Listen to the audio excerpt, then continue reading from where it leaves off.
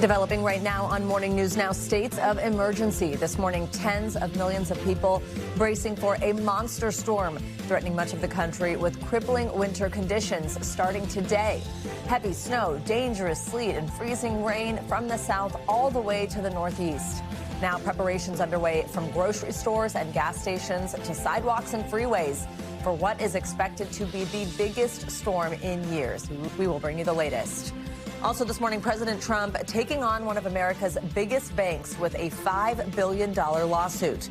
Meanwhile, former special counsel Jack Smith defending his investigation into President Trump before Congress. Do you believe that President Trump's Department of Justice will find some way to indict you? I believe that they will do everything in their power to do that because they've been ordered to by the president. And tensions escalating over federal immigration operations in Minnesota. We will take you there and to Washington. Plus, Europe on edge after President Trump announces what he calls the framework of a future deal over Greenland. We'll have reaction from overseas. And remembering his blue-collar roots as he goes for the gold, we will introduce you to Team USA ice hockey star Charlie McAvoy, who's crediting his dad for the work ethic that is taking him all the way to the Olympics. It's so great to meet some of these stars of Team USA. Your favorite Olympians, as we like to say, or they're soon to be your favorite Olympians. Good to have you with us on this Friday morning. I'm Joe Fryer. And I'm Savannah Sellers. Oh, yes, it's Friday. We're going to start this hour with this monster of a winter storm that has a massive part of the U.S. in its path. This morning, roughly half of the country is bracing for this dangerous weather system that is expected to bring heavy snow, ice, and potentially life-threatening cold. The storm will begin in the southwest today, then make its way towards the northeast across more than 2,000 miles over several days. As of this morning, more than 170 million people are under winter alerts, stretching from Arizona all the way to upstate New York. State and local officials across the country are springing into action. Already a dozen states have declared states of emergency, bracing for dangerous conditions that could linger far beyond this weekend. We're going to get to a full forecast in just a moment. First, let's get to NBC News correspondent Ryan Chandler in Dallas with a closer look at the preps for this potentially historic storm. Well, Savannah, Joe, good morning. We're getting into the final window of preparation before this storm rolls through. Now throughout the United States, some half of Americans are facing down the consequences of this. A dozen states declaring states of emergency. Officials say take these last hours today to get out and prepare to make sure you don't have to leave your home once this storm hits over the weekend. Here in Dallas, we're already seeing some precipitation. It's a light mist right now, but the concern is that precipitation is going to pick up, and then once it mixes with that frigid cold air blast, it's going to turn into snow, sleet, and freezing rain. That's our biggest concern here. Not so much that we'll get snowed in, but that we'll lose power, that the roads will be treacherous once the freezing rain could bring down power lines and trees. The bottom line, as we watch this storm front roll in, now we have a good idea of where it's going to go and what it's going to do. Now it's up to everybody who's in that storm's path to do what they need to do to stay warm and stay safe. And the first responders we've spoken to here in Dallas say the best way to stay safe is to just stay home until the ice thaws. Savannah, Joe. All right, Brian, thank you. Well, let's get a closer look at the timing and track of this massive storm. We have meteorologist Dylan Dreyer here with us with the latest path. Hey, Dylan, good morning. This is an absolutely huge storm. It extends from the southwest all the way into the northeast. We have winter weather alerts, advisories, watches, warnings, ice storm warnings, all in effect. As we go through the day, we are going to see that snow and ice take hold of Texas. That pink line, that's an area where we are closely watching because that's where we're going to see the icing. That's what causes the most significant power outages, and it's in an area that's not used to all of this ice. Now, tomorrow, we're going to see that ice take hold of Texas, Arkansas, Louisiana, Mississippi, up into Tennessee, and that, again, could lead to the widespread power outages. So in areas like Nashville, you'll start with snow, you'll change over to some ice in the evening. Dallas, you're going to see sleet throughout the day. Sleet is better than freezing rain because it doesn't stick to the power lines as much. That could help with power outages, but still very, very dangerous on the roads. Heavy snow in St. Louis. Atlanta starts with rain and then changes over to ice. Now on Saturday, it starts to move into the East Coast. We're going to see that icing still a potential through New Jersey, D.C., D.C. down through Virginia. And then north of that, we're going to start with snow in areas like New York City before we change over to ice on top of perhaps up to a foot of snow. D.C. will start with snow, changes to ice. Charlotte, significant icing expected there. You go out to Pittsburgh and Cincinnati, just snow throughout the duration of this event. So we could see up to an inch of ice in areas like northern Mississippi. That would cause widespread, long-duration power outages because of the sheer weight of that ice on the power lines and the trees that topple onto the power lines. It's just basically a domino effect once you have that ice. As for snow, we're looking at about 9 to 12 inches in this area in pink and purple here in the Northeast and the Mid-Atlantic. That's before we get any of that icing. So that's why we are going to see such high numbers and such an impact with the airlines and also on the roads, too. Pittsburgh could end up with about 10 to 15 inches. Also want to focus on the backside of the storm, just how cold it's going to be. We've got the cold air in place. Temperatures running about 20 to 35 degrees below average, and we are going to see that cold air sink all the way down south. I mean, we are looking at teens, wind chills well below zero for folks who are just frankly not used to it. Back to you. All right, Dylan, thank you so much. For more on how cities are preparing for this storm, let's bring in Michael Shaw. He's the director of Kansas City Public Works. Michael, good morning. I don't need to tell you the brutal cold is already settling in around Kansas City. Forecasts say, I guess, the wind chill could reach as low as negative 25 degrees there today. I mean, how you doing, and what are you doing to make sure your community is safe and just ready for all this? We're doing well here in Kansas City. This is going to be very bitter cold. We've got some snow coming in, but we're well prepared, and we're looking forward to the challenge that's coming before us to make Kansas City clean. So we're looking forward to it. We started reporting yesterday some states were declaring a state of emergency. Missouri is one of those 12. Explain to our viewers how that helps people like you, local officials, to prepare for something like this. What resources does it give you? Well, most importantly, as you know, we think about what the costs are going to be and the damages that might come out of this brutal cold and some of this weather that's coming in. It'll help us on some cost recoveries as relates to that. But we're expecting about 8 inches of snow here in Kansas City. And so we really appreciate the state understanding the challenges that's going to become before a lot of us here in state Missouri. So you guys can clear the roads. That's something that you can try and control, but you can't control the cold weather with those wind chills perhaps staying below zero through the weekend. What are your biggest concerns for the impact this could have for days and days? That cold temperature is just going to be very hard. You know, we're going to be pushing the snow out of the way, but you know, we got to worry about refreeze. We have to worry about ice. We have to worry about, you know, again, the bitterly cold temperatures. It makes that snow linger and stay around for quite a long time with those bitterly cold temperatures. Michael, also, I imagine it's a challenge maybe like once the snowstorm ends, but then it's so cold before that snow freezes to get everything cleared. Walk us through a process like that. Yeah, so, we started brining a couple of days ago, trying to make sure that we can reduce adherence of any kind of ice to the pavements. And we're really going to be plowing. This thing is supposed to, it's going to snow for about 24 hours nonstop. So that's going to be a lot of work pushing snow for, all day Saturday. On Sunday, we're going to be out here, again, continually push more and more snow. And then we have to use treatments that can work in very frigid temperatures. Things like ice ban and things like that would be used at some point in order to try and keep the streets dry. And that's going to be the biggest challenge, keeping these streets dry. What is your number one message to people in Kansas City for this weekend? Stay home, hunker down. It's going to be very, very cold out here. Let's give our personnel opportunity to get these roads clear and make these roads safe for you.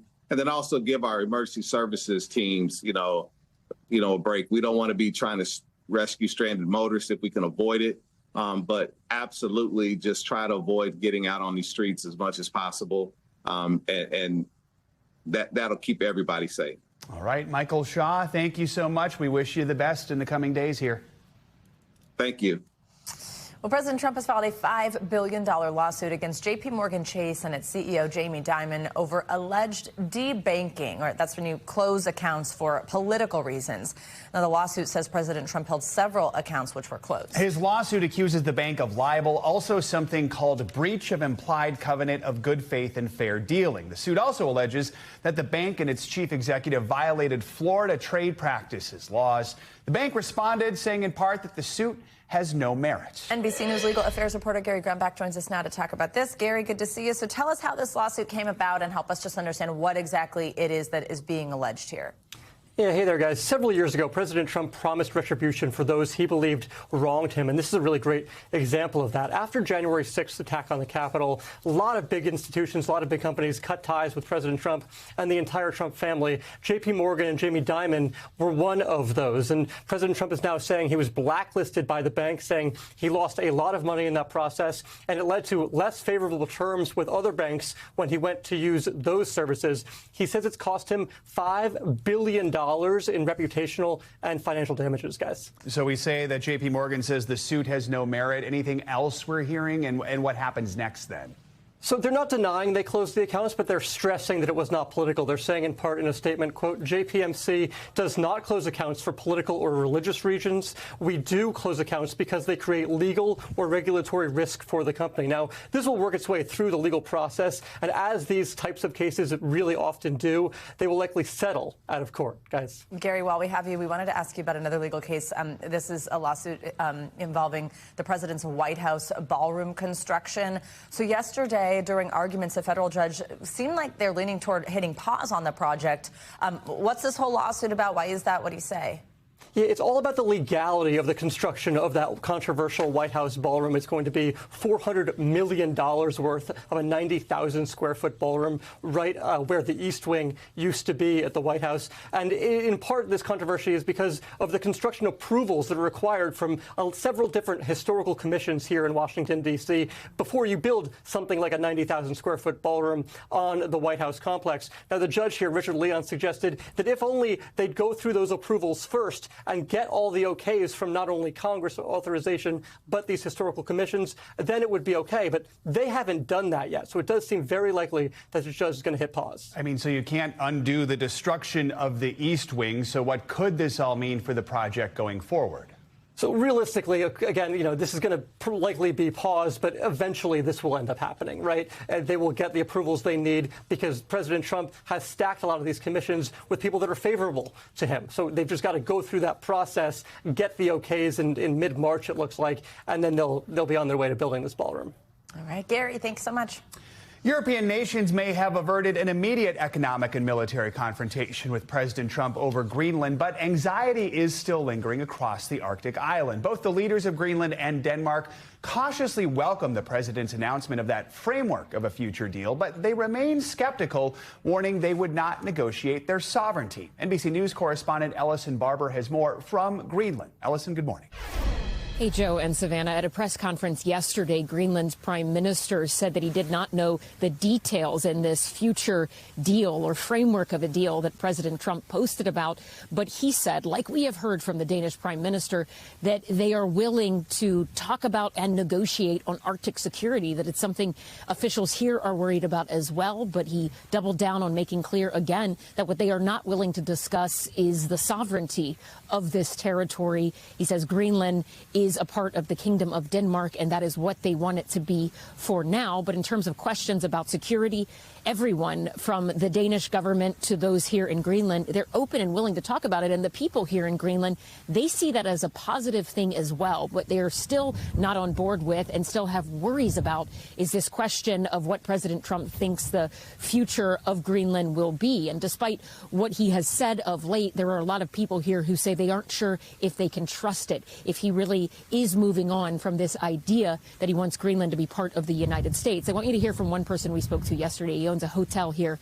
in Nook. He was actually setting up a generator because he said he still felt like they needed to be prepared for worst case scenario options. Remember, just a few days ago, you had the prime minister here telling people that while they thought a U.S. military invasion in Greenland was unlikely, that they also couldn't rule it out and that they wanted people to be prepared. So they were updating civil preparedness guidelines, telling people to have food, 5 days worth of food. When we spoke to this hotel owner, his name is Klaus, he said he had done that at that hotel, stocked up on things. He was also setting up his generator much earlier than he expected to because things still feel, in his view, so uncertain. Listen to some of what he told us. Maybe not afraid, but it's more getting practical and seeing as it is a real threat. So you can see behind me that we have actually installing an emergency generator. So we're starting to think about things like that. Also stocking up food and stuff like that. So it is a real thing. And again, it's even more scary because it should be one of our best allies.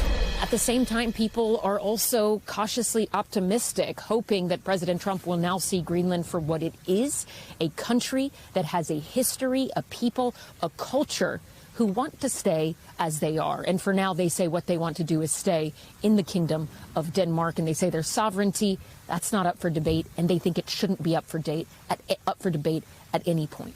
Joe, Savannah. All right, Ellison, thank you. Well, on Capitol Hill, former Department of Justice Special Counsel Jack Smith defended his investigations into President Donald Trump during his first public testimony before Congress on Thursday. Well, in a chaotic, loud, really angry scene before the bipartisan committee, Smith declared he would not be intimidated as Republicans dismiss the probes as politically motivated. NBC News Washington reporter Alice Barr joins us now with more. Alice, good morning. Good morning, Savannah. In his testimony, Jack Smith was adamant that he would bring the same charges again under the same circumstances, whether the former president was a Republican or Democrat. Mr. Chairman, in a sometimes combative hearing on Capitol Hill, former special counsel Jack Smith standing by his past investigations into President Trump. Our investigation developed proof beyond a reasonable doubt that President Trump engaged in criminal activity. The two federal cases on the president's handling of classified documents and interference in the 2020 election results, both scrapped before he re-entered the White House. But Republican anger over what they believe was unfair targeting continues. It was always about politics. And to get President Trump, they were willing to do just about anything. Democrats rejecting that. For us, it's all about the rule of law. And who's going to stand by the rule of law and who's going to oppose it. While on social media, President Trump called Smith deranged and said, quote, hopefully the attorney general is looking at what he's done. Do you believe that President Trump's Department of Justice will find some way to indict you? I believe that they will do everything in their power to do that because they've been ordered to by the president. Smith adding, I will not be intimidated. Republicans also accused Smith of spying on GOP lawmakers for seeking their phone records. The egregious abuse of power. Smith said the records that did not include content of calls were necessary to determine the president's contacts during allegations he sought to delay the January 6th election certification. My office didn't spy on anyone. Police officers injured defending the Capitol on January 6th were in the room and visibly frustrated throughout the hearing. And those police officers have also spoken out against President Trump's decision to pardon roughly 1,500 people charged in the January 6th Capitol riot. Smith warned that those convicted of assaulting police officers that day are dangerous to their community. Savannah? Alice, how likely is it that we could see DOJ charges against Smith, and on what grounds? Yeah, we really don't know how likely it is or what the charges would be, but there has been this pattern of President Trump going on social media and publicly saying the Justice Department should look into, should prosecute potentially people that he considers his political foes, from New York Attorney General Letitia James to former FBI Director James Comey, and the DOJ has then followed through. And now we've seen him do that same thing with Jack Smith. All right, Alice, thank you so much. Much more to come here on Morning News Now. Later this hour, done deal. The White House and China finalizing an agreement to sell TikTok after a years-long fight. More on the deal and what users should know. Up first, though, after the break, President Trump's youngest son jumping into action to save a woman's life. What we are learning about an urgent call he made to London police. We will be right back.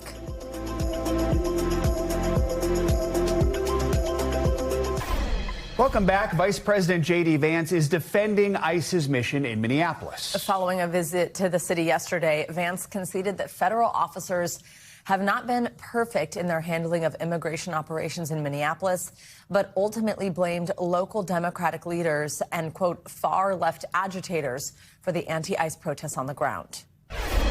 Because of a few very far left agitators, a lot of these guys are unable to do their jobs without being harassed, without being doxxed, and sometimes without being assaulted. That's totally unacceptable. We can do a good job of enforcing our immigration laws without the chaos, but it actually requires the cooperation of state and local officials.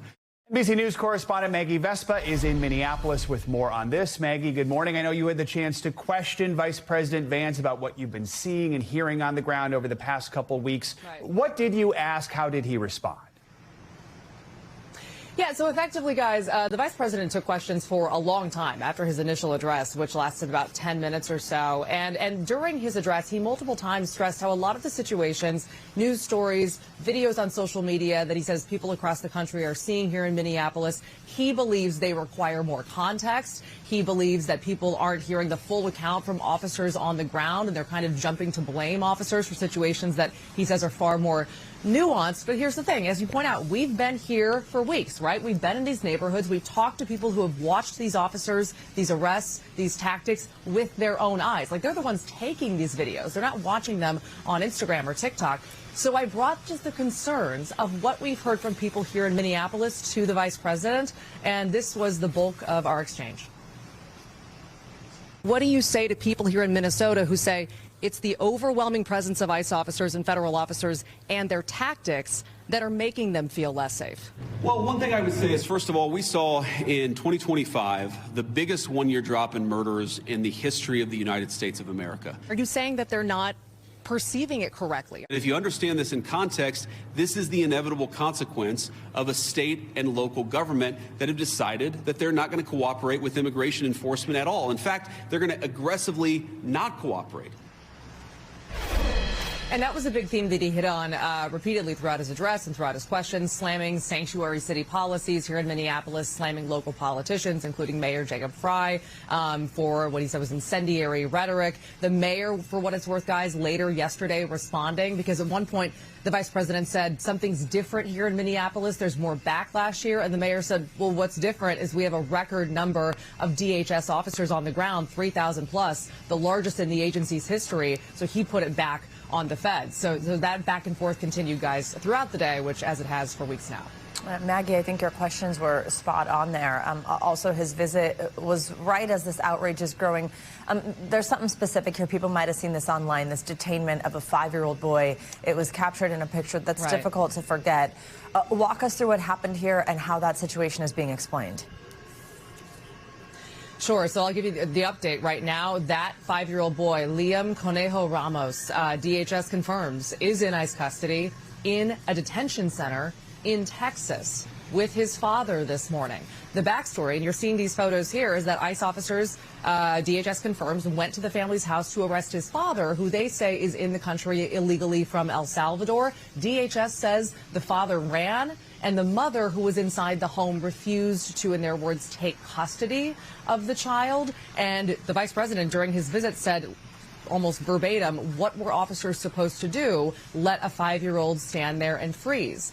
Now, the school district has been the ones sounding the alarm about this, saying multiple kids, at least 4, have been taken into ICE custody just from their district in the last couple of weeks. And they really highlighted this story in particular. And they allege that multiple adults in the home and just standing around watching this happen offered to take the child, and one point saying they begged to take the child. They also accused the officers at one point of using the child's, their word, as bait to try to lure other adults out of the home. So they've been slamming DHS over this and the Trump administration over this, as have several politicians, especially Democrats, who have been calling for him and his father to be released. One final note, the family attorney speaking at a press conference yesterday, pushing back on the claim that the father's in the country illegally, saying that they actually came here lawfully, father and son, and they were seeking asylum. So another situation where we're hearing 2 very different stories, a lot of outrage, and now, guys, we have this literal preschooler tragically caught in the middle. All right, Maggie Vespa, such important context for us there. Thank you so much. In other news now, on average each month, about 500 million shoppers around the world buy something on Facebook Marketplace. Well, now police in Missouri say a deal over Marketplace turned into a deadly ambush, and the victim was a veteran gunned down near his home. NBC News correspondent Morgan Chesky has more. All units, we have a shot fired with a confirmed victim. It's the police call to a crime scene, leaving a Marine veteran dead and 4 teenagers in police custody. Police say 42-year-old Michael Ryan Burke was gunned down in Columbia, Missouri late Sunday in what they're calling an online sale turned robbery. There is one confirmed patient unknown where the suspect is. Investigators say Burke listed his phone for sale on Facebook Marketplace, but the potential buyers arrived armed, stealing his phone before opening fire. According to a longtime friend, even fatally wounded, Burke still called 911. He did not want these people to just get away with this, literally get away with murder. Followed by a final call to his family. Unfortunately, they didn't pick up, and so they decided to text them, and he just said, "I am dying, and I love you." Authorities later arresting 3 18-year-olds and a juvenile suspect on murder and robbery charges.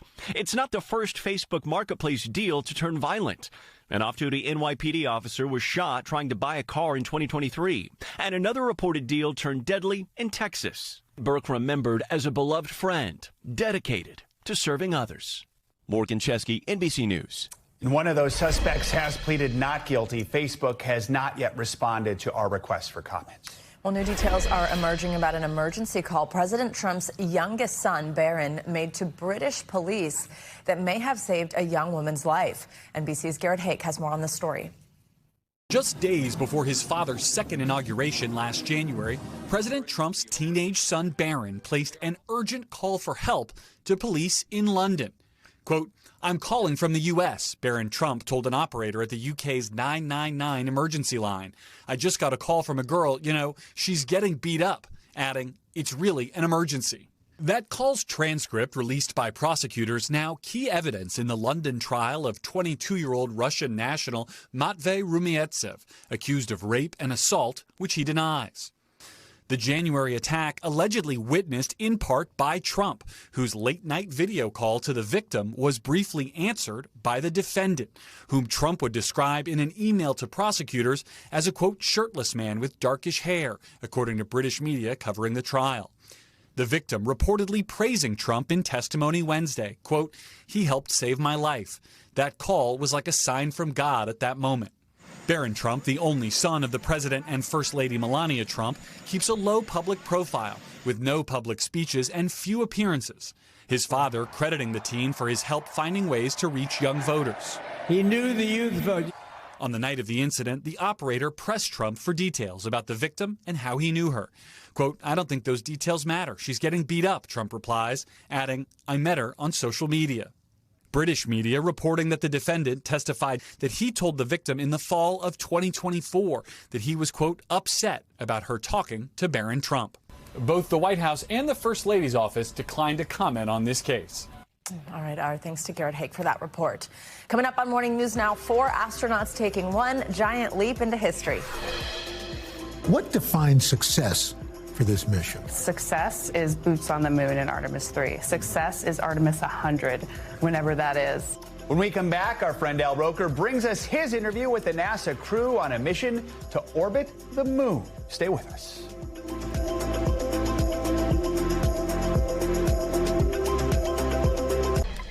We're back now with an in-depth look at the upcoming Artemis 2 spaceflight. The 4 astronauts set to orbit the moon have been training together for the last few years, and our own Al Roker sat down with the crew. They told him they are excited to launch into orbit, but seeing the rocket being rolled out was a special moment for all of them. Perched upon the historic launch pad 39B, the Artemis 2 rocket, the 322-foot-tall, 11 million-pound spacecraft, here after a nearly 12-hour, 4-mile slow roll from the vehicle assembly building. So what do you think? Surreal, calm, serenity. Beautiful. This crew on the cusp of a new era in space exploration. I'm NASA astronaut Reed Wiseman. I'm NASA astronaut Victor Glover. I'm NASA astronaut Christina Cook. I'm Canadian Space Agency astronaut Jeremy Hansen. We met the Artemis 2 crew in the suit-up room the same space where Apollo-era astronauts like Armstrong, Aldrin, and Collins donned their spacesuits. The things that inspired me happened right here in this room, and I think it's really special that we're going back to the moon from this same spot. The four about to embark on a 10-day mission, breaking the bonds of gravity to be the first to get a close-up view of the lunar landscape in more than 50 years. What defines success for this mission? Success is boots on the moon in Artemis 3. Success is Artemis 100, whenever that is.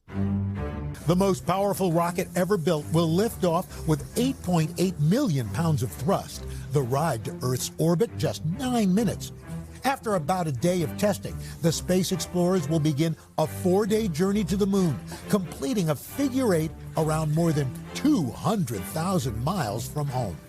What do you hope to learn as part of this mission? This is a relay race. What we're really trying to learn is this spacecraft to get it ready to put boots on the moon on Artemis 3. The geologists have been working with us and training us, and there's things that they're interested in, and they want to see what our human eyes pick up. The flyby, taking the space explorers further than any human has gone before, where they'll set their sights on the dark side of the moon. We look up at the moon and we see that same side of the moon all the time with different lighting on it. So there is a possibility that we will see features in sunlight that have never been seen by human eyes. NASA Administrator Jared Isaacman believes the mission is the first step to a moon outpost, which will someday propel Americans to Mars. From the beginning of humankind, that people have looked up at the night sky and seen the stars and wonder what's out there. So I do think this is the greatest adventure in human history. The journey to the moon will be in a capsule about the size of a minivan. You guys are going to be in tight quarters for 10 days. How do you prepare for that? We put a lot of emphasis on communication and being really open and honest with each other. We have a common assumption of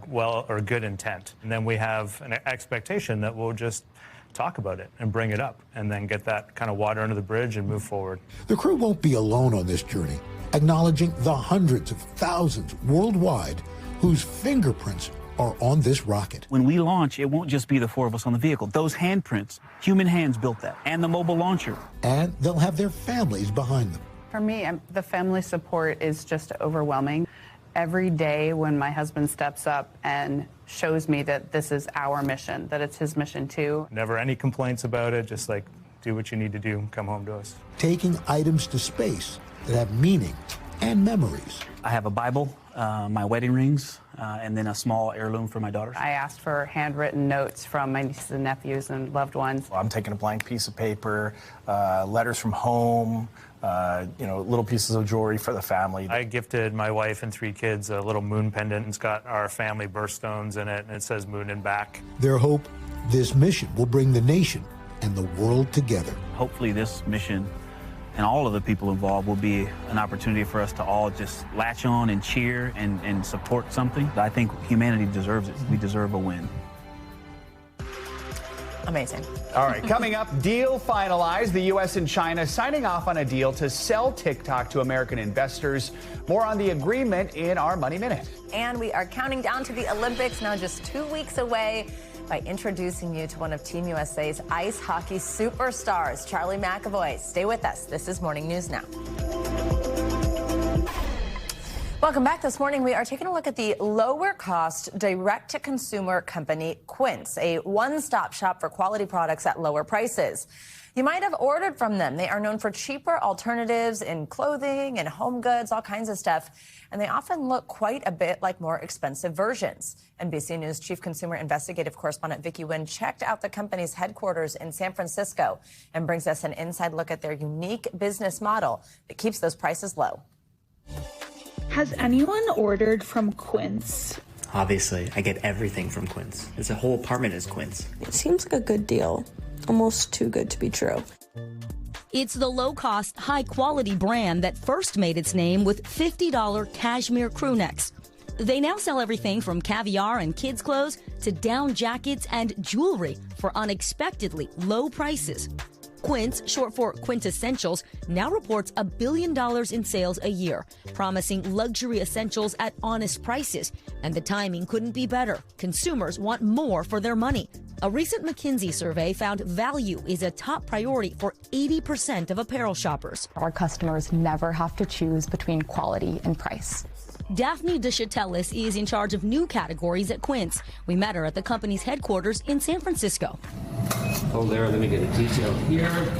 It's where the design team captures every angle of Quince's 2,500 products, which only sell online. Under every item, you'll see a price breakdown and comparable items. Why does Quince break down the price that way for consumers? And why should people trust that those are the real numbers? I think in retail today, there isn't a lot of transparency. We want to give the transparency of each of the components, whether it is the material that went into it, the craftsmanship, or the logistics costs that it took to get to you. But that allows us to show our customer, hey, here is the true cost of the product. Quince uses a direct-to-consumer model similar to Everlane and Kuyana, where they cut out many of the traditional middlemen in retail, such as warehousing, distribution, and physical stores. Veronica Kopolowski, VP of Merchandising, says it's a value proposition that helped launch the cashmere sweater that put Quince on the map. Quince has been selling it for $50 for a long time. How? We work with the full manufacturing process down to the goat herders and the knitters. We're able to have more visibility to all the costs between the beginning to the end, and we're able to pass that savings along to the customer. They also keep inventory tight, with items frequently coming in and out of stock. We're avoiding overproduction. We're not adding in all of this product that never gets sold that we have to pay for. And Quince has no designers. Instead, the company uses market data to replicate styles that are already popular. It's prompted some trademark infringement lawsuits, but Quince has not yet lost in court. Some people have called these dupes of luxury items.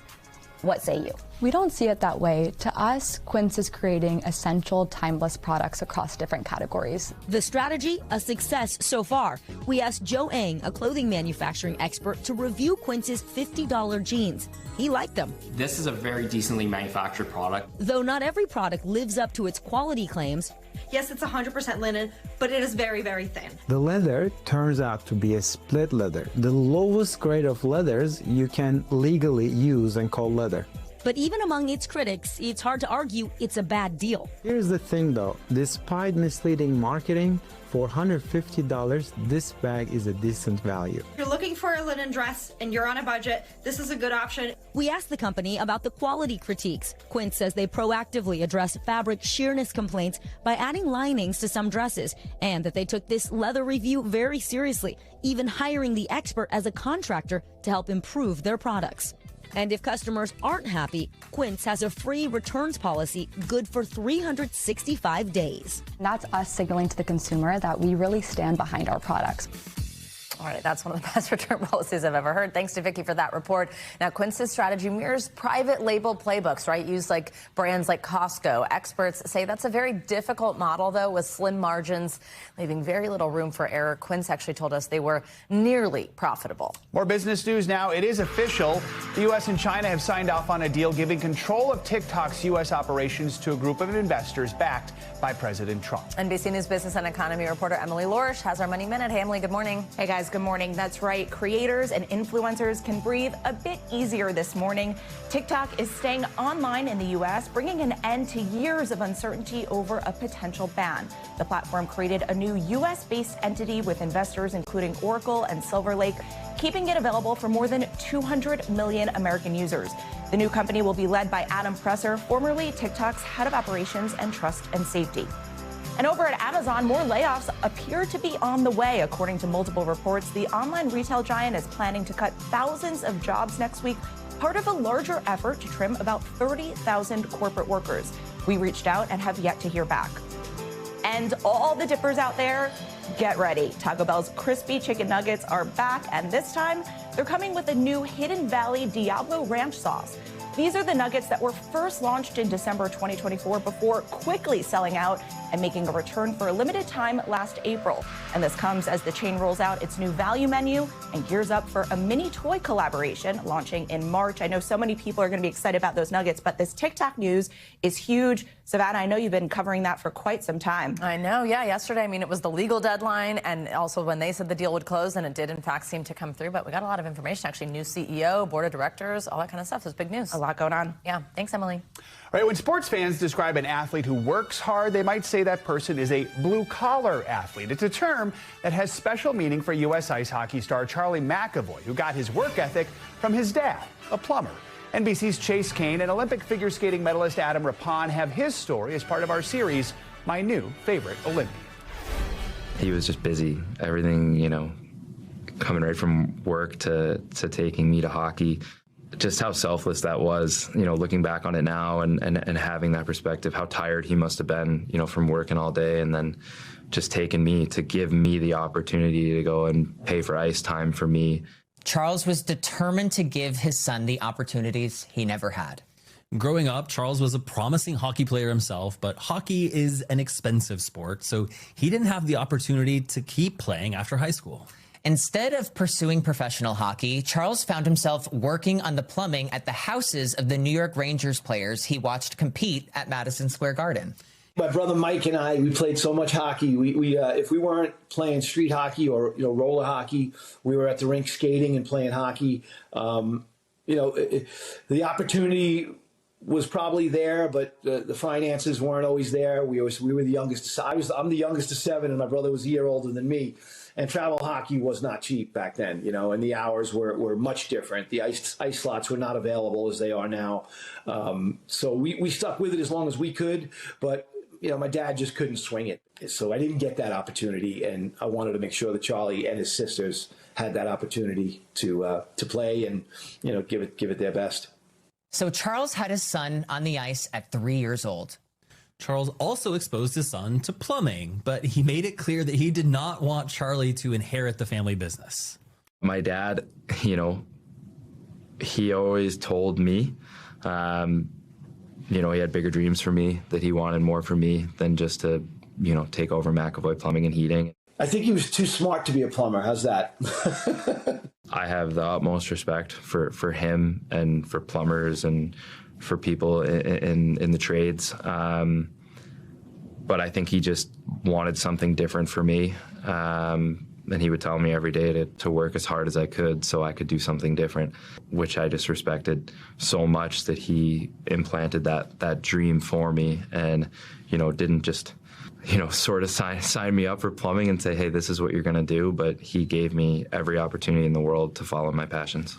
The McAvoys would head to the rink at all hours. No hour was too late, since Charles literally had the keys to the rink after doing work at the venue. And I was converting the whole building from oil to gas and putting in new equipment and gas lines, etc.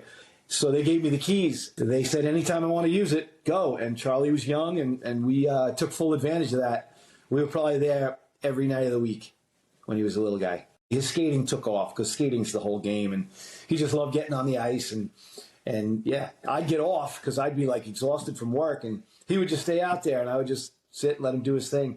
He did it because he saw that it made me happy and it was something I wanted to do. And there's nothing I can do to repay him for that sacrifice he made. Our thanks to Chase Kane and Adam Rippon for that inspiring story. You can check out full episodes of My New Favorite Olympian on NBC News' YouTube channel or wherever you get your podcasts. Coming up, Oscars excitement. The nominees are out for this year's Academy Awards. When we return, a look at the films up for one of Hollywood's biggest honors, plus some historic firsts and those surprising snubs. Morning News Now. We'll be right back.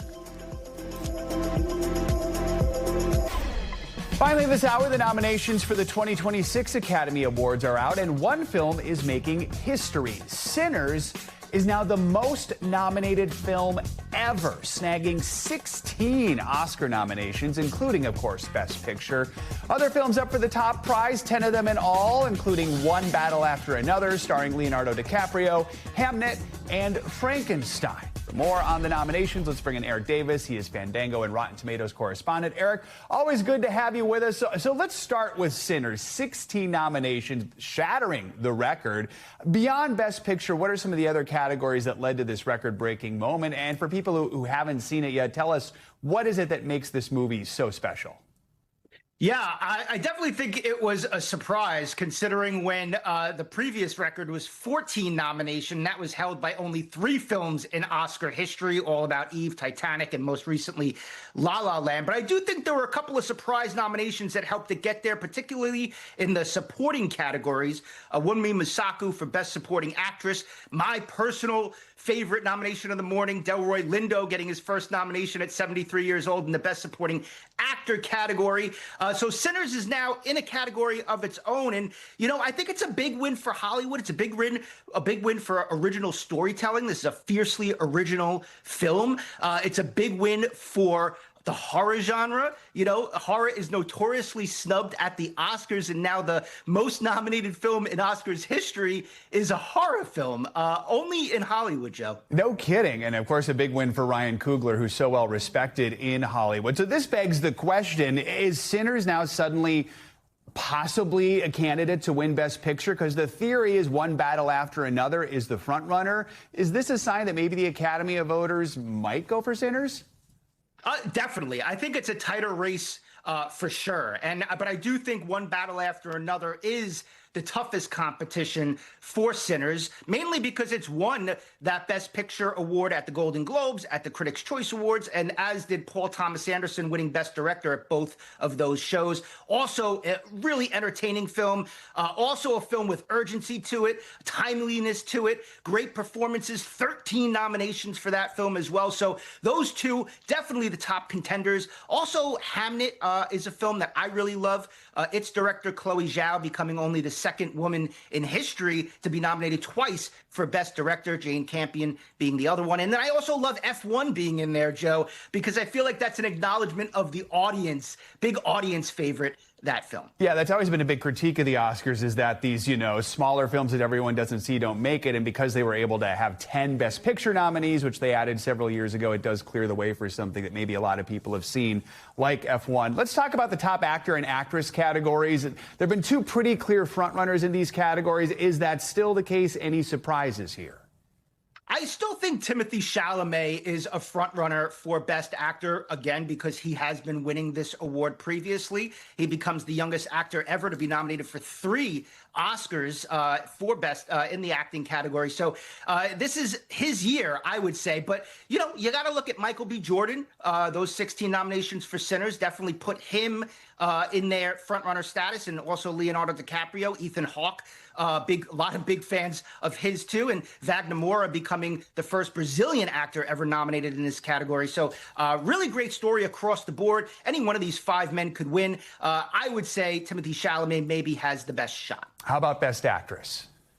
This one, if there's a lock at the Oscars this year in the acting categories, I would say Jessie Buckley is the closest to it. She's been winning this award. She is an actress who's been on the rise over several years, waiting for this kind of role. And I think she has this down. Rose Byrne won the Golden Globe, so you have to keep an eye on her. I love Kate Hudson getting her second nomination as well. Hollywood loves Kate Hudson. They love her story. She comes from Hollywood royalty, so you keep an eye on her as well. The Academy launched a new category this year for Best Casting. Talk about this one. Yeah, you know, it's interesting because what we did see at the Critics' Choice Awards, they also had this category, and Sinners won it.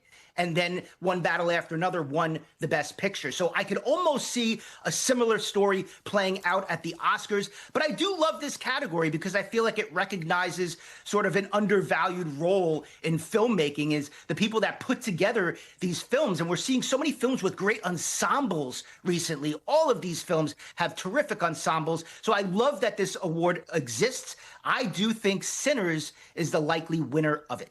Got 30 seconds left here. What's your top surprise or your top snub? You know, I have to mention Wicked for Good, only because it personally hurt me to see that film get 0 nominations. I am such a big Wicked fan.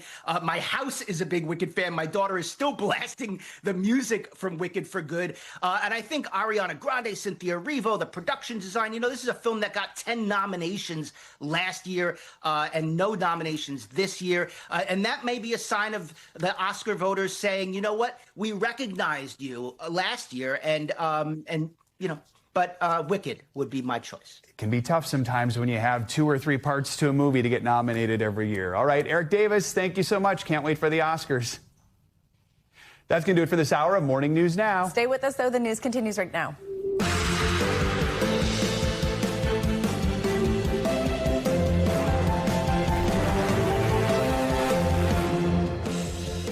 Good morning. Whew, it is Friday. We made it. Thanks for being here. I'm Savannah Sellers. I'm Joe Fryer. Right now on Morning News Now, here it comes. We are just hours away from the start of a mammoth winter storm set to bring snow, ice, and positively frigid temps to nearly half the country. Across the eastern seaboard, some grocery stores running on empty as folks race to stock up on essentials. Well, down in Texas, yes, even the Lone Star State is in the storm's crosshairs there. Fears of another devastating power grid lapse have local leaders reassuring the public this won't be a repeat of 2021. We're following the storm's latest track and how you can best prepare for the worst. Also this morning, the voices of anger and rage on the streets of Minneapolis. Vice President J.D. Vance on the ground there. Those widespread protests over the Trump administration's immigration crackdown still engulfing the Minnesota city. What the VP says is driving all the unrest. Plus, we have a deal. TikTok's future in America now in control of a group of investors backed by President Trump. China signing off on a landmark new deal yesterday, but will it switch up the way you scroll? And later in the hour, he is the superstar QB who has become the smiling face of Indiana's powerhouse Hoosiers this championship season. How Fernando Mendoza managed to rewrite the school's college football history, seemingly with the snap of a finger. I was in Mexico when that game happened this week, and in our hotel, there were Hoosiers fans dressed in red, gathered around the television celebrating They the said moment. last week, even though it was essentially like a home game in Miami, that was like 70% of the audience or something was Indiana fans. Some loyal fans there. They like Incredible. basketball, now they like football. All right, Yeah. let's start this hour with the massive winter storm that is looming over the U.S. from the southwest all the way to the northeast. We are just hours away from the start of this storm. It could bring crippling ice and dangerously cold temperatures. This morning, more than 170 million Americans are under winter alerts. It's got many bracing for this heavy snow that is likely to hit the southern plains all the way up to southern New England. We will have more on the forecast in just a moment, but we're going to begin with NBC News correspondent Ryan Chandler, who is in Dallas with the latest on conditions there. Ryan, good morning. This morning, more than 170 million Americans are bracing for impact. A potentially catastrophic weekend winter storm stretching 2,000 miles from New Mexico to New England. At least a dozen states already declaring states of emergency ahead of a menacing forecast of ice, snow, and sleet. Make sure you got the things that you need at your house to stay warm and hunker down. Plenty of people heeding that advice, cleaning out grocery store shelves in several states. They ran out of snacks and bread and milk. There are a lot of people in there. It's worse than Thanksgiving. Trees and power lines at risk of toppling under thick ice accumulation. Power crews in Texas prepping for fallen lines and widespread outages. But Governor Greg Abbott says the state's power grid will not fail again. The ERCOT grid has never been stronger, never been more prepared, and is fully capable of handling this winter storm. The most dangerous threat is on the roads. Just because they've been treated doesn't mean that there won't be some spots somewhere that are slippery. Farther north, states already pummeled with snow are expecting another round from the monster storm that will also bring record-shattering cold. Wind chills could go up to -60 in parts of the Midwest today. Some public schools already closing and Americans hunkering down ahead of a frigid weekend. And Joe, Savannah, the ground is already a little slick here in Dallas. We've had some rain this morning. The concern being now by tomorrow morning, it's going to be ice. We're going to lose about 20 degrees on the thermometer by then. But it looks like, judging by all the grocery shelves we've seen across the South, people are heeding the advice. Stock up, settle in, and wait out this storm inside, guys. All right, Ryan, thank you. Now let's get a full look at your weekend forecast with meteorologist Dylan Dreyer. Dylan, good morning. This is an absolutely huge storm. It extends from the southwest all the way into the northeast. We have winter weather alerts, advisories, watches, warnings, ice storm warnings, all in effect. As we go through the day, we are going to see that snow and ice take hold of Texas. That pink line, that's an area where we are closely watching because that's where we're going to see the icing. That's what causes the most significant power outages, and it's in an area that's not used to all of this ice. Now, tomorrow, we're going to see that ice take hold of Texas, Arkansas, Louisiana, Mississippi, up into Tennessee, and that, again, could lead to the widespread power outages. So in areas like Nashville, you'll start with snow, you'll change over to some ice in the evening. Dallas, you're going to see sleet throughout the day. Sleet is better than freezing rain because it doesn't stick to the power lines as much. That could help with power outages, but still very, very dangerous on the roads. Heavy snow in St. Louis. Atlanta starts with rain and then changes over to ice. Now on Saturday, it starts to move into the East Coast. We're going to see that icing still a potential through New Jersey, D.C., down through Virginia, and then north of that, we're going to start with snow in areas like New York City before we change over to ice on top of perhaps up to a foot of snow.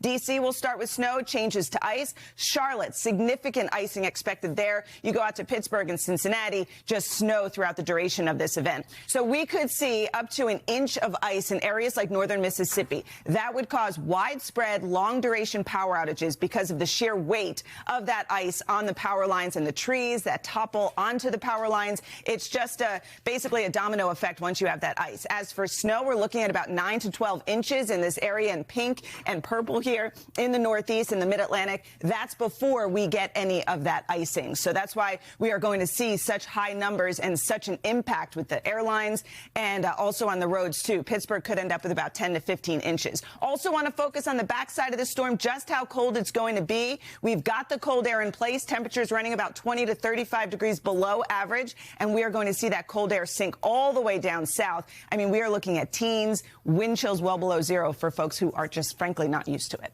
Back to you. All right, Dylan, thank you so much. We are joined now by Larry Collins, who is live in Dallas. He's a reporter for our NBC Dallas Fort Worth station. Larry, good morning. So we were just talking with our other colleague, Ryan, a moment ago, also from Texas, and we just want to dig in a little bit more here because, you know, these are not temperatures that are usual for your state. Your governor, Texas governor there, declared a state of emergency for more than 130 counties yesterday in preparation for this storm.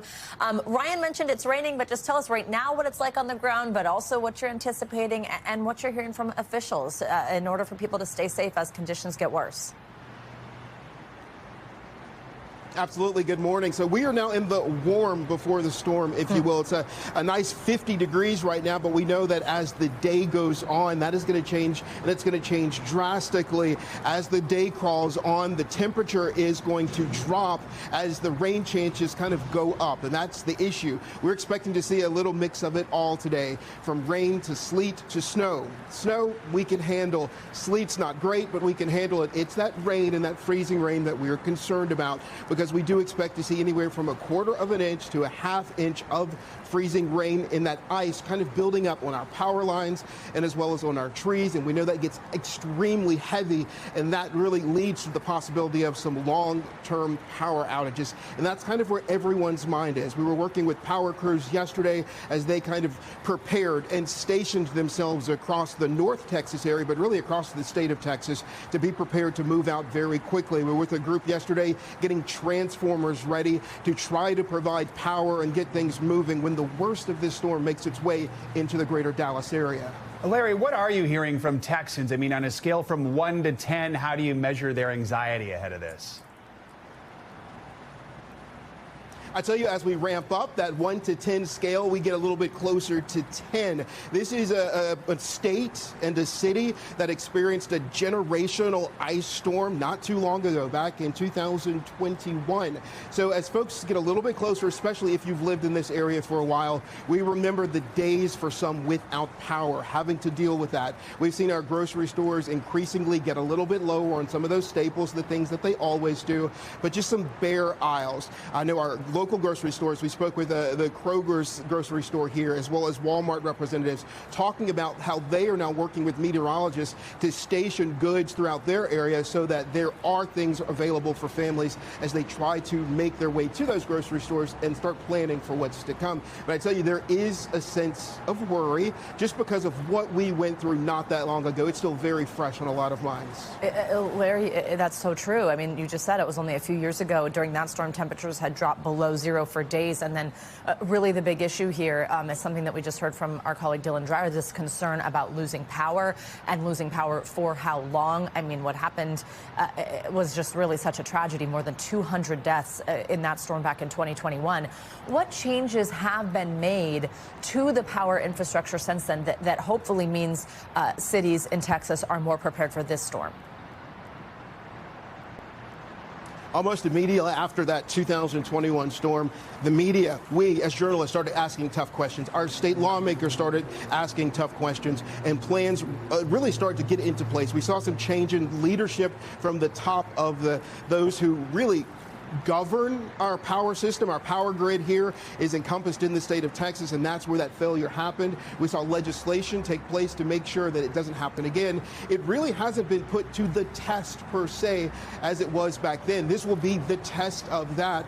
Governor Greg Abbott is really securing our locals and our families, saying that it is ready. This will not happen. They have tested it. They've gone out to some of the substations throughout the last few years to make sure that it could withstand what is expected to be a major need and a draw on our power grid. What's interesting, though, this isn't necessarily something that's going to hit the entire large state of Texas like in 2021. That's good news, right? It is a large swath of ice and power need throughout our area today, but it's not the entire state. That may help, but a lot of eyes are going to be watching our power grid to see what happens. All right, Larry Collins, thank you so much for joining us this morning. We are thinking about you and your communities. Stay safe this weekend. Let's go north now and continue this conversation with the commissioner of Tulsa County in Oklahoma, Kelly Dunkerley. Kelly, good to have you with us. I mean, Tulsa's in the northeast part of your state. Your area could get several inches of snow, plus the dangerously cold temps this weekend. What are your last-minute preps looking like? Well, again, thank you for having me this morning, and we're happy to talk about that. We're preparing, and that's the key thing is preparation, experience, and we're ready. We've got a lot of people that have been trained to do this. We work 24/7 when that weather hits us. So we're excited about the opportunity to serve our citizens when they need us most. Commissioner, this storm watch is going to be in effect in your area afternoon through late Sunday morning, really for most of your state. What do you want people in the Tulsa community to know? I mean, people might be worried about traveling or losing power. You might not want them to travel. What's your message? Our message is be prepared, be aware. We're going to be working, keeping the roads safe, but people need to be prepared for those temperatures that drop. They need to have a plan. We have a plan at the county. Our cities, our partners have a plan. So we will keep roads safe and passable for our citizens. But having a plan for your family, knowing where your loved ones are, and having communication is key for everyone in these times, because you never know if the weather gets a little bit different or if we get a little bit more ice than we expect. So preparation, experience, and a plan is key. What is your priority for emergency services, also just police, firefighters, ambulances as they get ready for these dangerous conditions? What work can be done ahead of time? Well, good point there. Working ahead of time. We have emergency preparedness people. We have a director who works on that tirelessly. That's his focus. And he works with all our other partners, cities, suburbs, city of Tulsa, county, all working together. And when we have people working together that are coordinated, know the resources, know how we can serve people who are most vulnerable. That's how we get ahead of things. And really knowing what the weather is and being ahead of those ice conditions is really the key. And one of the things we do is pre-treat the roads. So if we can keep the accidents down, keep the people who are moving who need to go, and those who can stay home, it's best to do so. How does this compare just in terms of what you're seeing in the forecast and also your preparations for any storms you've dealt with before?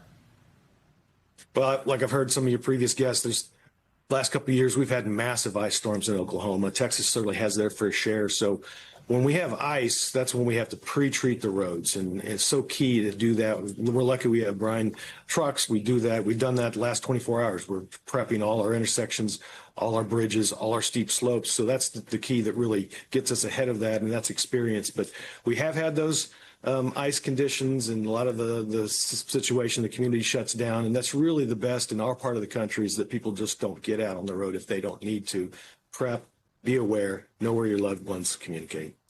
Kelly Dunkerley, we will be checking in with you, I'm sure, over the weekend, wishing you and your community all the best. Well, thank you, Joe. Thank you, Savannah. Thank you for having me. Stay safe. Thanks. President Trump is back in the U.S. this morning following that high-stakes trip to the World Economic Forum in Switzerland. The visit was overshadowed by major tensions with Europe and NATO over the president's desire to acquire Greenland. He later backed down on his threats following the announcement of a framework for a future deal. The president was pressed on his plans for the Arctic island on the flight back home. NBC News senior White House correspondent Gabe Gutierrez joins us now with that. Gabe, good morning. Joe, good morning. It was a head-spinning visit to Davos, where, as you mentioned, the president backed off that idea of using military force in Greenland. But details of his supposed agreement that the president is now touting are still unclear, and European allies are wondering what was the point of this entire clash. Overnight, President Trump arriving back in the U.S. after a whirlwind trip to Switzerland, where he says he scored a framework of a deal to expand America's presence in Greenland. It's really a negotiation, but it's infinity. The time limit is infinity, meaning there is no time limit. It's forever. NBC News has learned the president has discussed adding American troops and more military bases in Greenland, in part to support his Golden Dome missile defense system, which is still in its planning stages, according to two former U.S. officials. Does this ultimately mean that the U.S. will ultimately acquire Greenland? Well, I don't know if I can say that, but it could be. I mean, it's possible. An existing Cold War-era treaty between the U.S. and Denmark already allows the U.S. to expand its military presence in Greenland. So how will this be any different? Much different, much more detailed, much more generous to the United States. Is Denmark on board with this concept? I think everyone likes it. I mean, I think. I'll let you know in about 2 weeks. The president also clashing with other top U.S. allies, overnight withdrawing his invitation to Canada to join his so-called Board of Peace, a new international organization created after the Gaza ceasefire, where he serves as chairman and the only person with veto power. Canadian Prime Minister Mark Carney slammed Trump for his threats to Greenland, prompting this response from the president. Canada lives because of the United States. Remember that, Mark, the next time you make your statements. Carney firing back. Canada doesn't live because of the United States. Canada thrives because we are Canadian. Meanwhile, President Trump has also just filed suit against J.P. Morgan Chase and its CEO, Jamie Dimon, accusing the banking giant of closing his accounts for political reasons 5 years ago after the January 6th attack on the Capitol. The lawsuit is seeking $5 billion in damages, and J.P. Morgan is responding that it believes the suit has no merit, adding, "We agree that no one's account should ever be closed because of political or religious beliefs." Joan, Savannah. All right, Gabe, thank you. Well, staying on Capitol Hill, former Department of Justice Special Counsel Jack Smith gave his first public testimony about his high-profile investigations into President Trump. Smith said he would not be intimidated by the president, who took to Truth Social during Thursday's hearing to criticize him, claiming that he shouldn't be allowed to practice law. NBC News Chief Justice and National Affairs correspondent Kelly O'Donnell joins us from Washington with more. Hi, Kelly. Good morning. Good morning, Savannah. This was Jack Smith's day in court, the court of public opinion, where the former special counsel defended the two criminal cases he brought against President Trump that were later dropped. But the hearing also exposed Smith himself to the potential of legal trouble if he made any missteps while under oath.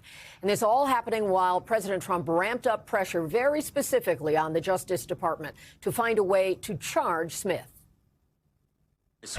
Would you please rise and raise your right hand? This morning, a renewed threat of retribution hangs over former special counsel Jack Smith. Mr. Smith, do you believe that President Trump's Department of Justice will find some way to indict you?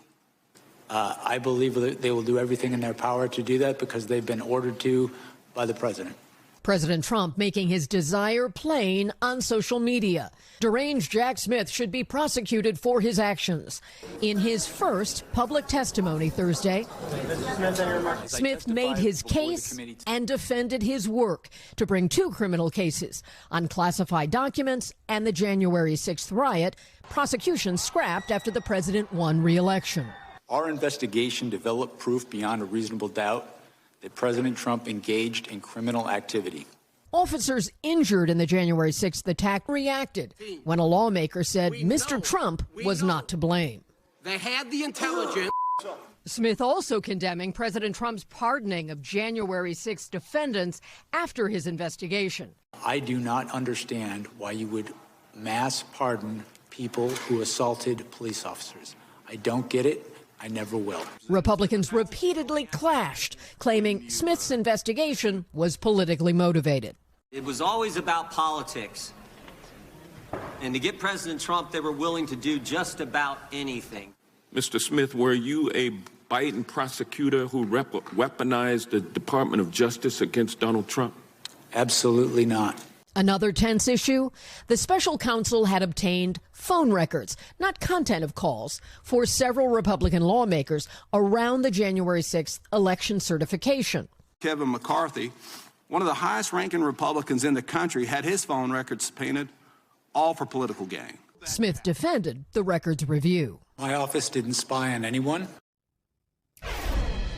And Smith made a larger point, too, saying that he believed his investigation was necessary for the sake of the rule of law, and that if the most powerful are not held to account, that sends a message to everyone else and could put our democracy at risk. He also thanked all of the people who worked on these investigations, many of whom have seen retribution, being fired from either DOJ or FBI since their cooperation with that work, just doing their job, Smith said.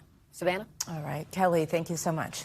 Outrage is growing in Minneapolis after a 5-year-old boy was detained by DHS. The child was taken into custody during his father's arrest and then sent to a facility in Texas.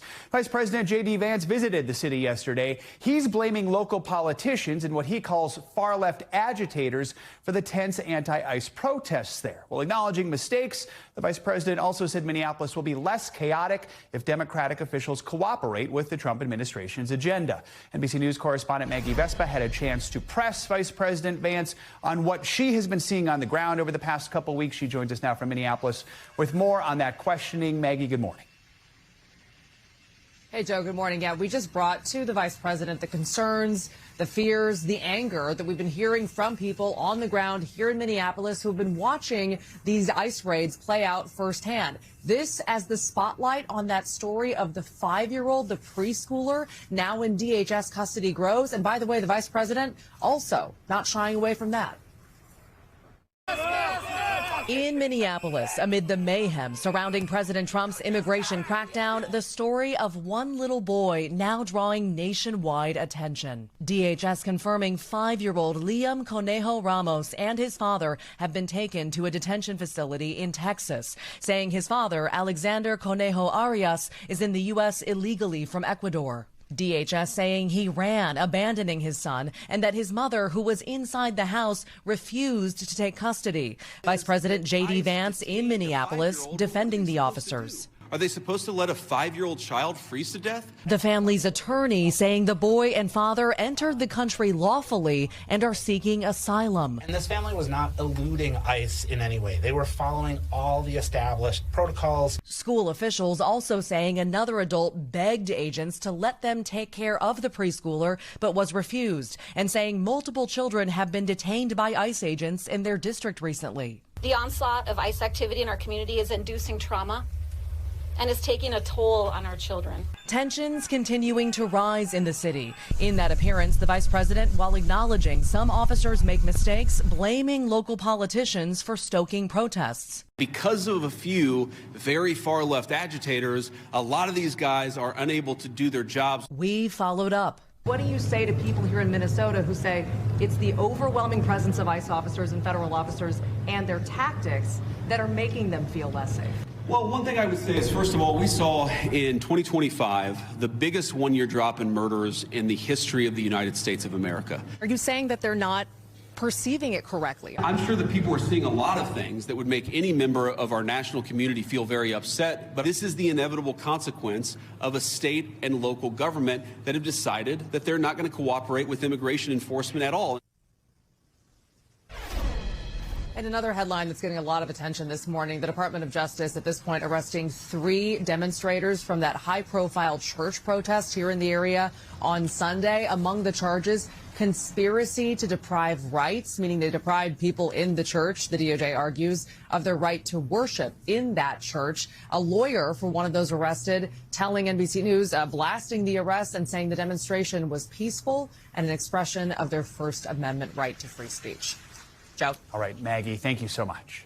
The United States and China have finalized a deal for TikTok. It transfers control of the app's U.S. operations to investors backed by the Trump administration.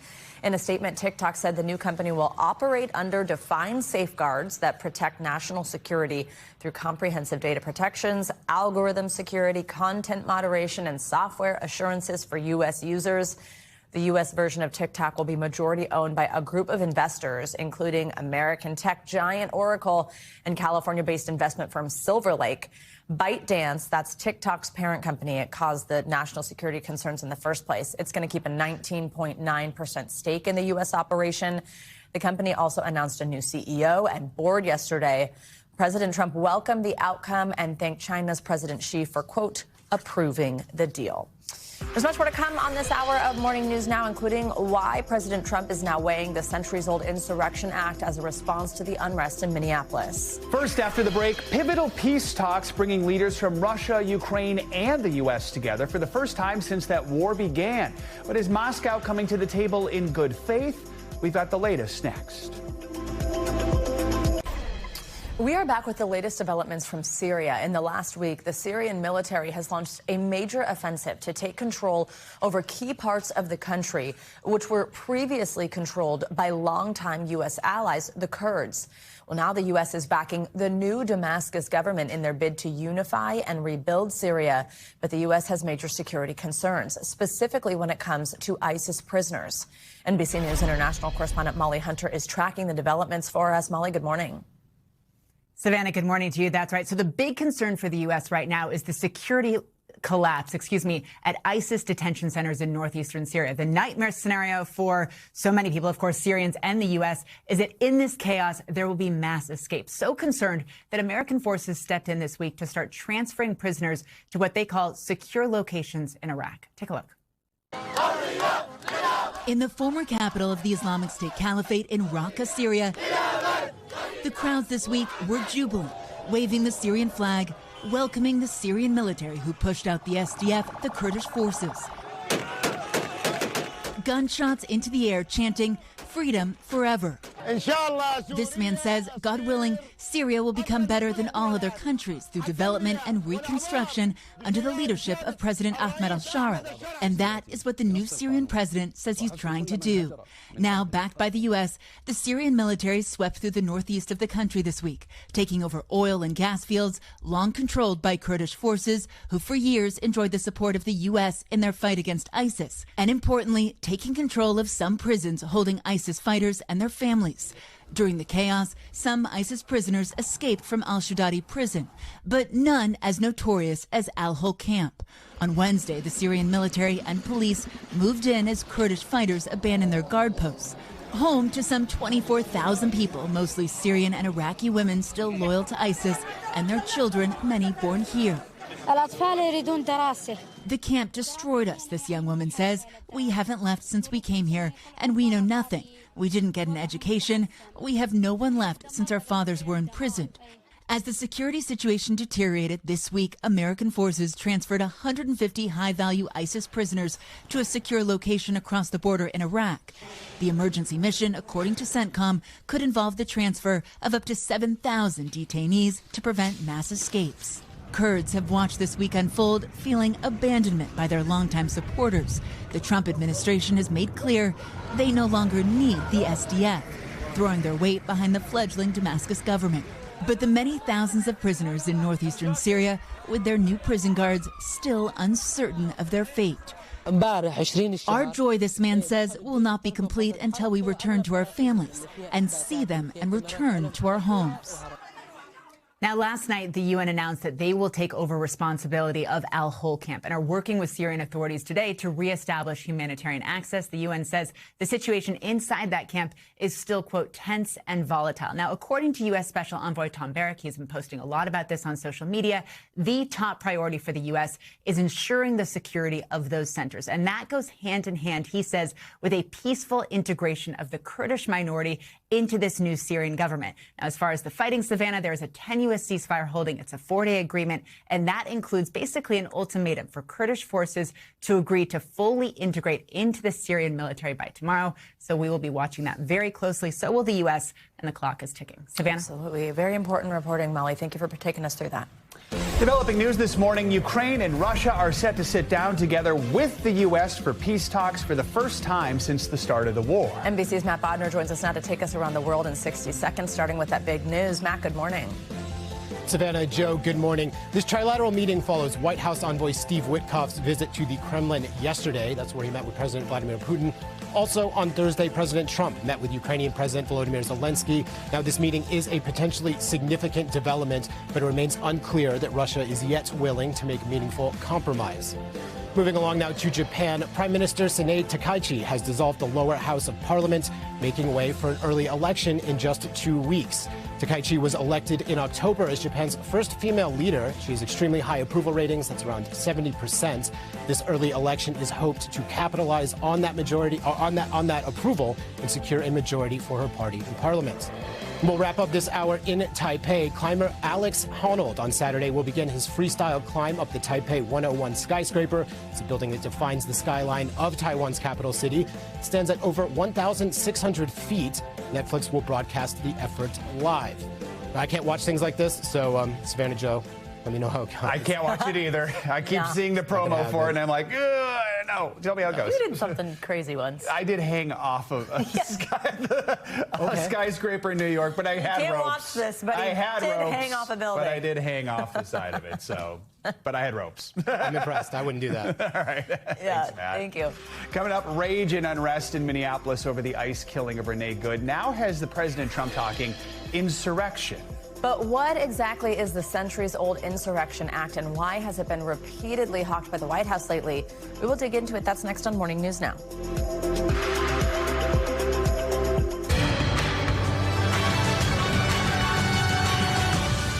We're back now with a closer look at what's making news in the world of politics this morning, starting with a federal judge questioning President Trump's plans for that White House ballroom. NBC News legal affairs reporter Gary Grumbach joins us with that and more. Gary, good morning. Good morning, Joe. Here's what's happening in politics now, starting here in Washington, where a federal judge is appearing skeptical about the legality of the construction of that controversial White House ballroom, in part because the construction approvals from commissions that are tasked with approving projects like this have yet to be obtained. Judge Richard Leon suggesting during a hearing on Wednesday that Trump is the steward of the White House property, and that because of that, he should have received congressional authorization and permission from historic preservation groups before demolishing the East Wing. Judge Leon may order all work paused on the construction when he releases his decision next month. The city of Philadelphia is suing the Trump administration this morning over the removal of artwork and displays from an independent small museum that referenced the history of slavery in the U.S. The city says they believe the removal is due to the president's executive order, which tells the National Park Service not to promote content that disparages the Americans past or living, and instead focus on the achievements and progress of the American people. Philadelphia's city council president is calling this a whitewashing of American history. And in Chicago, a man accused of offering a $10,000 bounty over Snapchat for the life of a top Border Patrol officer was found not guilty by a jury on Thursday of murder for hire. Juan Espinoza Martinez sent a message to his younger brother and a friend who turned out to be a government informant that read in part, quote, $10K if you take him down, along with a picture of Border Patrol official Gregory Bavino, who has led immigration crackdowns around the country over the past year. The Department of Homeland Security has not responded to a request for comment. That's what's happening in politics now. Joe, back to you. All right, Gary, thank you so much. Now, as tensions continue to escalate in Minnesota, President Trump is weighing whether to invoke the Insurrection Act. It's a move that could bring military forces into Minneapolis. Well, visiting the city yesterday, Vice President J.D. Vance said the act was not needed right now. NBC News senior Homeland Security correspondent Julia Ainsley takes a look at the history of the act and the rare times it has been used. To hear President Trump's team tell it, Minneapolis is on the brink of an all-out rebellion. You can use the term insurrection. You can use the term domestic terrorism. The Insurrection Act is a tool at the president's disposal. With the deadly shooting of Renee Good by an ICE officer in broad daylight, sparking days of protest in the city and across the country. The Pentagon is lining up more than 1,500 troops, two defense officials tell NBC News, in case the president decides to invoke a 219-year-old law called the Insurrection Act. The law, signed by Thomas Jefferson, essentially allows the president to use troops on Americans to, quote, suppress an insurrection, domestic violence, unlawful combination, or conspiracy. It suspends the constitutional protections that prohibit the U.S. military from enforcing domestic laws. And it gives the president vast discretion to decide what is an insurrection. The law is written in vague and archaic terms that don't provide clear boundaries for the president to invoke the law. That's why it's important to look at how the law has been interpreted and applied by the executive branch.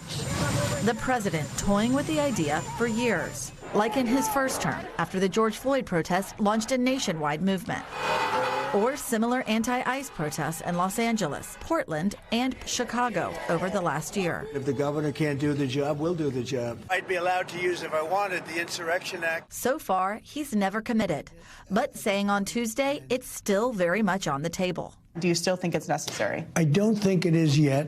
It might be at some point. It is actually very common. You know, with me, they'll make it like a big deal, but it's been used by over 40% of the presidents during their term. He's right that many presidents have used it, about 30 times over the years. Abraham Lincoln did, to essentially launch the Civil War. Dwight D. Eisenhower famously used it to defend civil rights, sending troops to escort the Little Rock Nine. And John F. Kennedy invoked it to stop riots over the integration at the University of Mississippi. It's been more than 30 years since the last time when George H.W. Bush sent troops to Los Angeles. Riots breaking out over 6 days after a jury acquitted 4 police officers for the brutal beating of Rodney King. You can see a map here of all the buildings that were destroyed. Those riots leading to 63 deaths and more than 12,000 arrests. A far cry from June of last year when the mayor imposed a curfew area of about 1 square mile. The president hinted at using the Insurrection Act then, but ended up only deploying the National Guard. The LAPD says about 575 people were arrested, most of them for violating curfew, and no one died. For Minneapolis, we reached out to 2 federal agencies asking how many protesters have been arrested in the last 2 weeks, and we didn't get a response. The number hasn't been reported, but appears to be much lower. And so far, only 1 death, Renee Good. Another big difference, in 1992, President Bush had support from California's governor. Now, Minnesota's leaders pushing back on Trump. Do not allow them to invoke the Insurrection Act. The practice, certainly in modern history, in the last 130 years or so, has been to let the state authorities be the judge of whether, in fact, they are overwhelmed. The main thing potentially standing in the president's way, the Supreme Court, which has already taken some action to rein in the deployment of the National Guard in some cities. The big question now, whether the president will test local leaders and potentially the highest court in the country. Julia Ainsley, NBC News. Back now with some money news. Capital One is making a major move in the fintech space. NBC News business and economy reporter Emily Lorsch has your Money Minute. Emily, good morning. Hey, Joe, good morning. That's right. Capital One is buying the startup Brex for more than $5 billion. Brex is an AI-native platform that helps businesses issue corporate cards, automate expenses, and make secure payments. Capital One expects the deal to close in the middle of this year, expanding its payment strategy as banks increasingly partner with fintech to stay competitive. Over in Texas, Tesla is taking a big step toward a driverless future. CEO Elon Musk says a small number of robotaxis are now operating in Austin without a safety supervisor. Tesla is working to catch up in a crowded robotaxi race led by Waymo in the U.S. as investors look to driverless cars to offset slowing EV sales. Now to North Carolina, where we have our first Powerball jackpot winner of 2026, and it's a big one, $209 million, or a lump sum payment of about $95 million. That lucky person now has 180 days to claim their prize. And this comes right after the winner of last month's massive, nearly $2 billion Powerball jackpot claimed their money in Arkansas. Joe, I feel like that one, just day after day, we were talking about no winner, no winner. That lump sum was continuing to soar after a record 47 draws. I get nervous when no one claims those big prizes. I worry, where is that ticket? That would have been worth so much money. Of course, the biggest game in football is right around the corner, and you can watch Super Bowl 60 Sunday, February 8th on NBC and Peacock. Coverage starting at noon Eastern. Coming up, if Mother Nature's got you down and stuck inside this weekend, why not turn on the tube and transport yourself to Hollywood with the latest and greatest from the world of entertainment? And what a weekend for friend of the show, Brian Balthazar, to join us here at 30 Rock. He's going to give you the full rundown of everything you simply can't miss next. Finally this hour, it's Friday, which means it's time for your weekly can't miss list to look at all the movies, shows, and music you need to see and hear this weekend. Joining us this week, entertainment journalist, pop culture expert, friend of the show, Brian Balthazar. Good to have you with us. Good to be here. Ahead of the good weekend to watch some Inside here. Very good. Yeah, except if you want to go to a movie.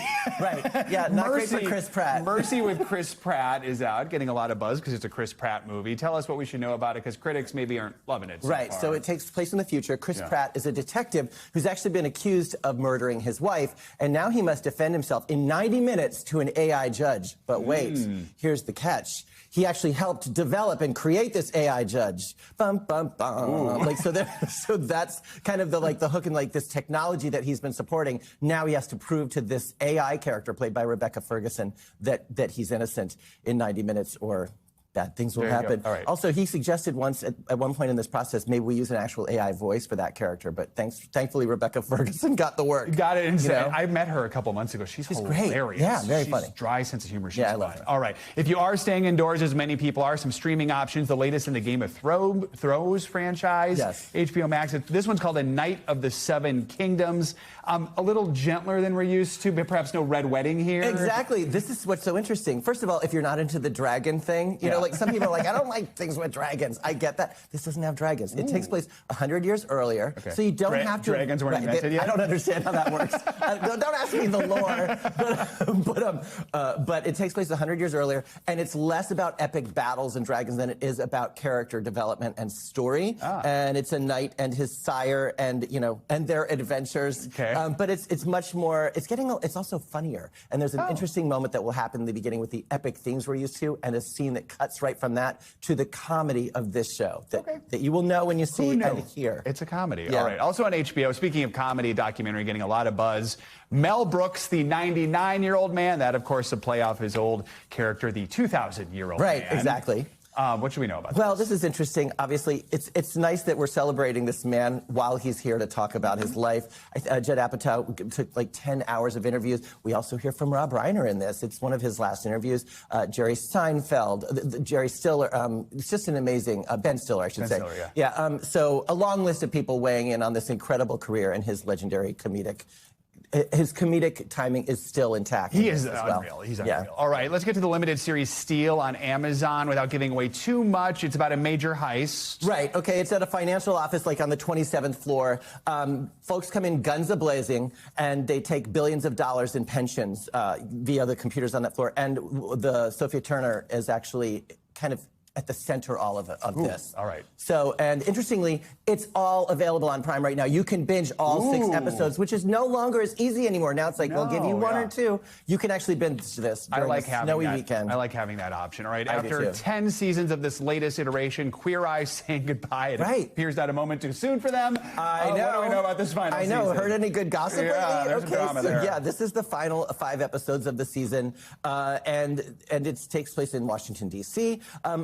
Pretty much the same kind of, standard procedures, but at the end, they all kind of reflect on the experience of being on the show. And it's at this kind of throes of this gossip thing about the relationships behind the set, behind the scenes. So who knows? Maybe it's just good buzz for this final season. Yeah, no kidding. We got 20 seconds left here, but music, Louis Tomlinson with his 3rd album. Coincidence that it comes just as Harry Styles releases a single? single? I don't know. I think this is crazy, but yes, you can check out both right now on iTunes or your music platforms. Actually, both are going to be successful, I think. Yeah, I think so. Yeah. They're still a big deal after all these years. All right. Thank you, Brian. Appreciate it. That is going to do it for this hour of Morning News Now, but don't go anywhere.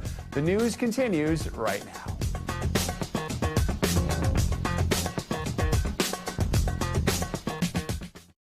We thank you for watching, and remember, stay updated on breaking news and top stories on the NBC News app or watch live on our YouTube channel.